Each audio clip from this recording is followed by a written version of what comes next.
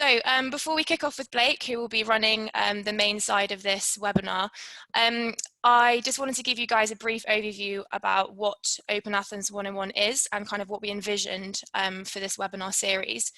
So we were thinking kind of as a team how we really wanted to increase our communication with you guys basically and make sure that all of our librarians and all of our customers on the librarian side are happy with the software, are using the software to their highest ability, and no one has any kind of underlying issues, underlying questions.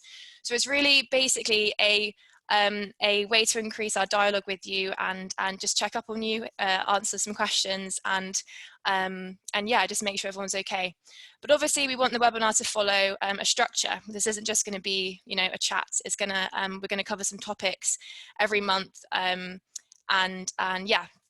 So the topics we've decided to cover, this webinar series is shadowing a blog series we have on our website, also called OpenAthens101.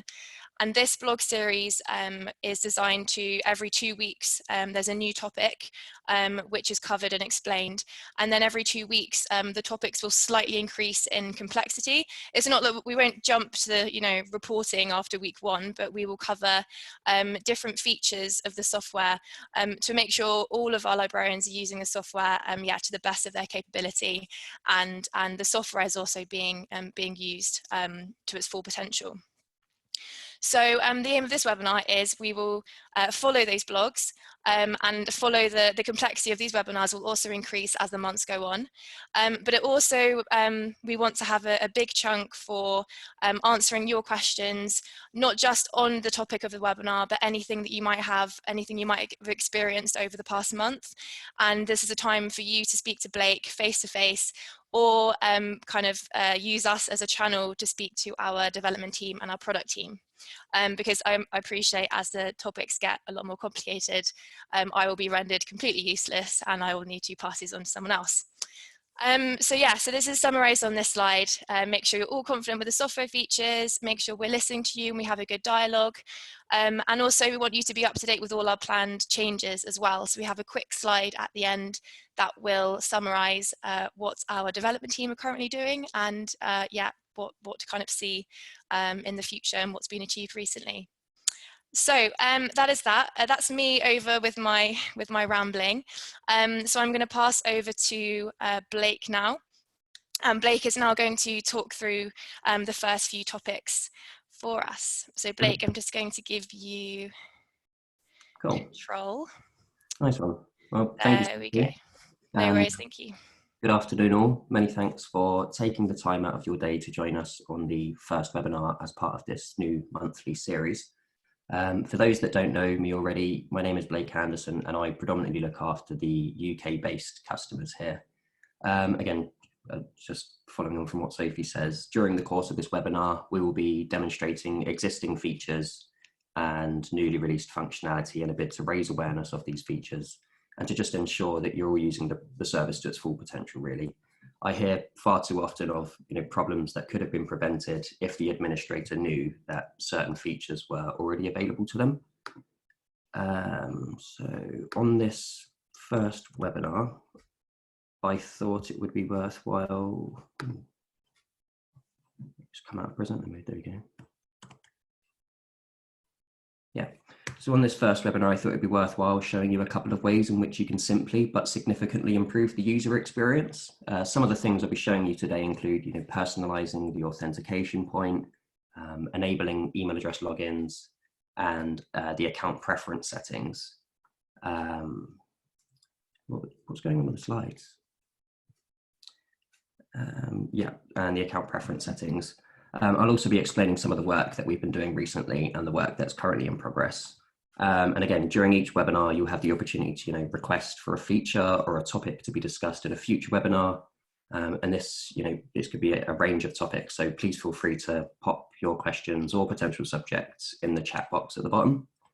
To start with, I'll start by explaining how you can add your logo to the OpenAthens administration area. And in doing so, you would be personalizing the authentication point, which will give your users further confidence that they are logging in at the correct place. For those that don't know, the authentication point is where a user would log into OpenAthens, and the user will always pass through this, except it will only appear if they haven't already signed in. And personalizing the authentication point is just an easy way to improve the user experience while raising awareness that the resources available to them is provided to them by you, rather than just being provided to them by us for free, which is a misconception that many have. Your logo would also be seen on many organization discovery pages when logging into publisher websites. And this is as a result of our Wayfinder tool growing in popularity. To add a logo, you just simply go to Preferences within the administration area, click Domain in the drop-down list, and then select one of the empty logo boxes to input your organization's logo. The second useful feature I wanted to show you is for those that are using our managed directory accounts or accounts that are created within the administration area. So it's entirely possible to make it so that your users can log in using their email address as well as with their username. And this is most useful if you find that users are repeatedly asking for, what's my username? So of course, username will still work for those that do remember it, but this gives the user the freedom to remember whichever is easiest to them. So to enable the login with email address function, again, go to Preferences within the administration area, you click Organization within the drop-down list and tick the login by email address and hit Save. I also wanted to ensure that you were all aware of these account management options, which will ensure you comply with certain regulations, which I'm sure many of you have heard of, GDPR, which stands for the General Data Protection Regulation. And this states that the maximum amount of time we can store data for is 1 year after the account expires. And as experts in federated access management and online identity, we have made data protection and online security a key focus, as these are central to our industry leading service. I think we've gone forward a slide, but so yeah, as information can only be kept for up to 12 months, accounts are set to automatically delete 365 days after expiration, unless you'd rather they were deleted sooner. In a lot of cases, some students or employees have returned to the organization or institution, so you must consider this when selecting the automatic deletion timeframes. So moving on, I thought I would share with you some of the work that the development team have been working on. The most important to note is that we recently launched our new user-centered brand. So which it was, it's had a fantastic reception. We've changed the logo, the colors, the fonts and style of writing. And this has been rolled out across all of our products and documentation. And I'm sure we're going to, continually be strengthening that brand. We also released a public redirector link generator so that your colleagues can create wafeless links to articles without needing an OpenAthens administrator account. This is very useful if you've got a lecturer or a teacher that wants to provide a link to a specific journal or article without having to bother the librarian. So they can create this themselves, give that link to the students, and they will automatically pass through to that, that specific journal. We've also been rolling out OpenAthens to the entire state of Georgia in the United States. And we've been working with some of their preferred suppliers to ensure that the user experience is as seamless as possible across all of those applications. So if you ever have any applications that you think that aren't compatible with OpenAthens, it might be worth checking with us, because it could well be. And if not, then we'll work with that supplier or that system provider to continually provide that single sign-on experience. Work in progress includes further enhancements to the redirector link generator, or the Athenizer, as some like to call it. We are also creating a programmable API to resource usage data, so that you can start connecting this to third-party reporting tools or systems, should you use any of those. And we're also in the process of making improvements to the resource catalog to improve setting up new resources. And this will also provide a smoother onboarding process for new OpenAthens customers. So that's pretty much what I wanted to talk about today. But again, if you do have any future topics that you would like us to discuss, yeah, please do pop those in the chat box. Great, thank you, Blake. What I'd like to do now, oh Blake, sorry, do you want to just quickly talk about the Yeah, sure. VLE before I take over? Yeah, definitely. So we also released a visual virtual learning environment, sorry, and this just takes you through step by step the different elements of OpenAthens. You know, we'll start with the basics, and it's broken up into tiers. So you've got like basic, intermediate, and advanced, and you can just work your way through those until you feel like you're competent enough to manage the service on your own. And until then, you know, please continue to use the support desk. I mean, they're happy to assist with all sorts of queries, and we've also extended. And when I'm talking about the support desk, it might be worth mentioning that we've also extended their support hours. So they now operate from 7 in the morning until 10 in the evening. That's GMT time. But yeah, you can access that with your OpenAthens credentials. Yeah, and if you require more information or help on that, please do let me know. Great, yeah. So these webinars aren't designed to shadow how the virtual learning environment works, but it's just another resource that we wanted to tell you about, and we don't really feel like we kind of utilize this enough, you know, telling you guys that this exists. So yeah, that is also an opportunity. And as well as a support desk, this is also why the webinar series has been designed. So if you do have any other problems or questions, yeah, please utilize this platform. You know, the chances are if you have an issue that you're finding or you have a question, someone else is thinking it as well, you know, which is another benefit of using this platform to share. So just to give you kind of a brief idea of how this kind of series is going to develop. So Blake has gone over some, you know, quite basic kind of first line topics there for this first webinar. And some of you might be thinking, this is really obvious, this is really easy, you know, and that's fine. If that's your feedback, then that's great, because obviously, you know, everyone is using those functionalities properly.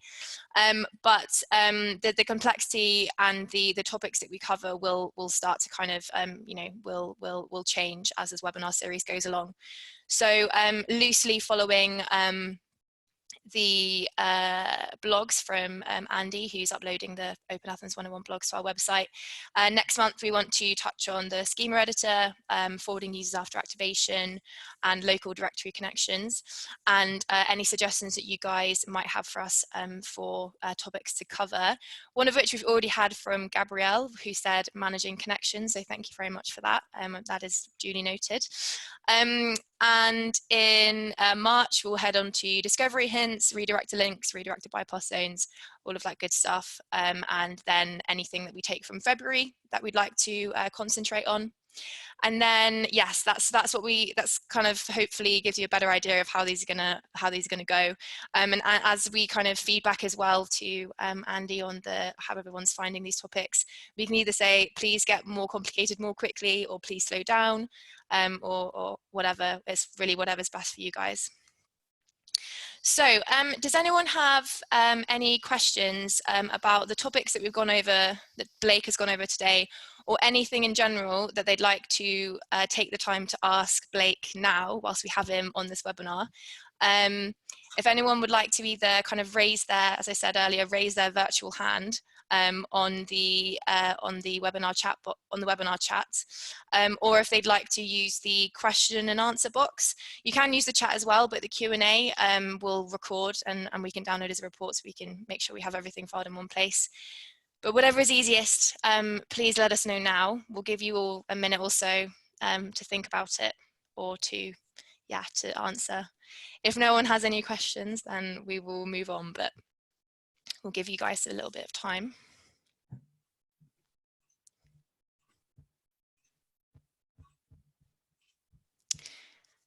Lovely.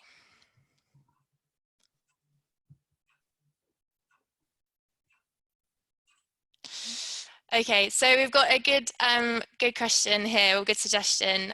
So saying to be logged in, it'd be nice to be logged in before, so we can follow along when the features are shown, such as Blake showing about adding the icon. I'd like to do that, but the webinar moved too quickly. It's actually a really, really good suggestion. Bonnie, I'm also going to take down your name, so Blake can show you again afterwards. But that's actually a really, really good suggestion. That will give everyone some time to have our webinar on one screen and the feature we're talking through on the other. That's a lovely suggestion. Thank you. And apologies if it was a little bit too quick, but this is the kind of feedback that we need as the first one. Definitely. I'll try and talk in half speed. No, it's fine. Great. So we have a question from Andrew. He said he's really interested in the reporting API. Is there documentation on how to use this? So the reporting API is something that's still currently under development, and we've been, doing some research and working with both, librarians and the actual analytic tool providers themselves to determine, what information either party require. So, if you'd like to get involved with that, I could happily put you in touch with some of the developers. But yeah, again, that's ongoing, and I'm hoping that it will be available very soon because it is, something that's sought after by very many. Yeah. So is anything that Andrew can do straight away? What's your kind of your suggestion kind of moving forward? I'm not sure where Andrew is from, but I could take his contact information and provide it to the lead developer, or vice versa. I could provide him with the lead developer's contact details so they can have a discussion with each other, just to make sure that all of the requirements are met prior to releasing anything. Okay, lovely. So Andrew, I have all of your details, so we can help you with that. So Susan, I've just seen asking us about the API slides and sending the slides. Yeah, we will, and also from Katie as well, good timing.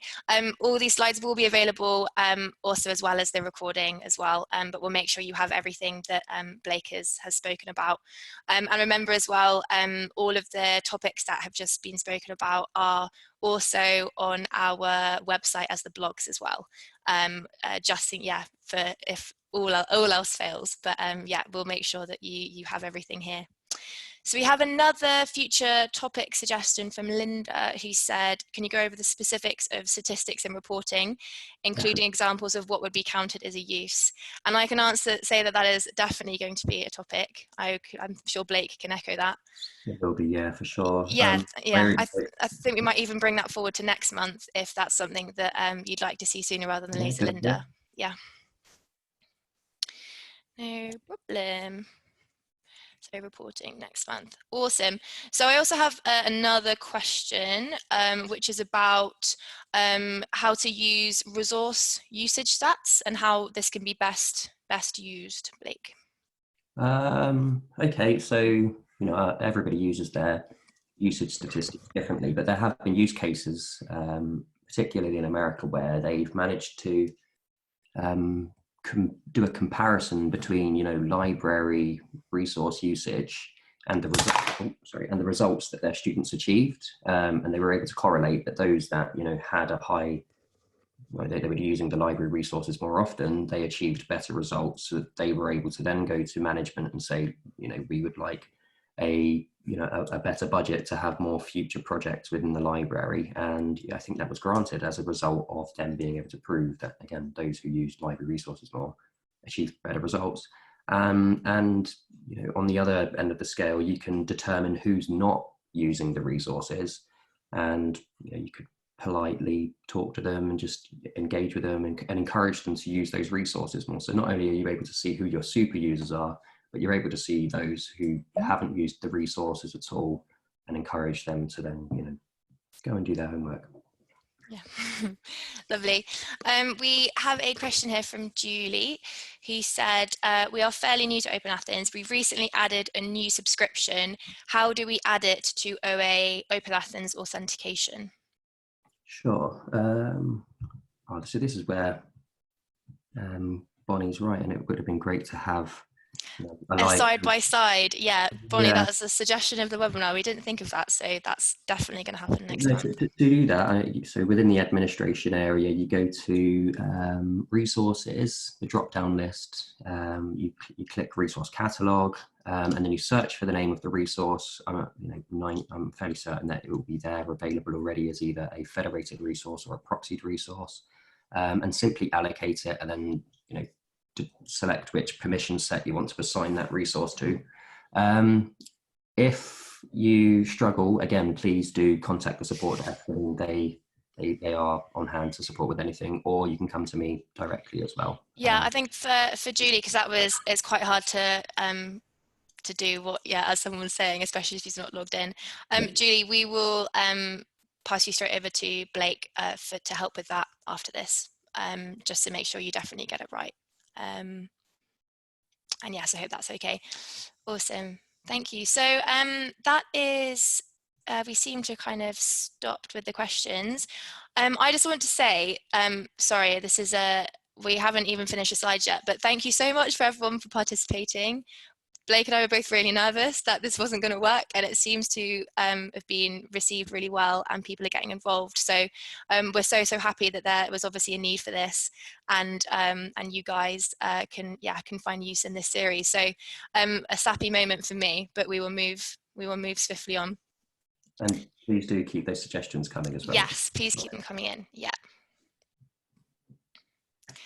So what we just want to cover, so this is all pretty obvious to everyone now, but the next webinar will be in next February. We already have some new suggestions that we will make sure are definitely in that webinar, and we'll also make sure we have some time at the beginning that everyone can log on as an administrator for their own account and follow on with us with the topics that we're going to cover. And yeah, so we look forward to this happening next month again. We also have the blogs coming out again next, I think the next one's on Monday, and so as you know, as this webinar follows, the blogs will also come as well. So if you're interested in reading them, yeah, please have a look. And also just another plug of our conference, which is happening next March. Sorry, this March, still in 2019 mode. So it's March 19th, 2020. I'm sure most of you heard about this or have seen some sort of communication from us in regards to the conference. But it's our usual conference that happened last year. So it's for all content providers and identity managers to come together and talk all things single sign-on. It's just been rebranded to Access Lab this year because it's not as specific on OpenAthens. It's kind of on single sign-on and access management as a whole. So we'd love to see as many of you there as possible, and I can let you all now know that we do have a flash sale of tickets next week.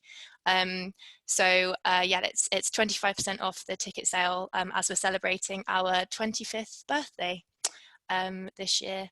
And yeah, so OpenAthens is actually older than me as well. I thought I'd pop that one in. Yeah, so that's what's happening in March. If you guys are interested, yeah, it'd be great to see you. So what we will do, also we have one last minute question. I was just looking through this. Can we have access to the VLE when off-site? That's actually a very, very good question. Blake, do you know the answer to that one? What was the question? Sorry, I was just responding to it. Can we have access to the VLE when off-site? I believe you would need to add your IP address to the list of authorized IPs in the account settings. But yeah, again, if you require assistance doing that, let me know and I can either do that for you or I'll show you how to do it for yourself that time and then in the future. Great, awesome. So yeah, so as we said, we will make sure that we leave a lot more time for demo screens next time with Blake and also with you guys. Yeah, so that's everything from us. Thank you so much again for attending and listening and being involved. It really means a lot to us that you guys have found this useful, or hopefully found this useful. We've got noted down all of your questions and all of your requests, and yeah, we're really looking forward to next month because it will be much more fine-tuned and hopefully really useful for you guys. So yeah, so thank you so much, and I hope you guys all have a lovely rest of your day and evening. And here's Blake's email and also the contact email on the screen as well, just in case you guys want to contact us via email as well. Okay, so thank you so much everyone and have a lovely rest of your day. Bye. Thank you very much. Bye.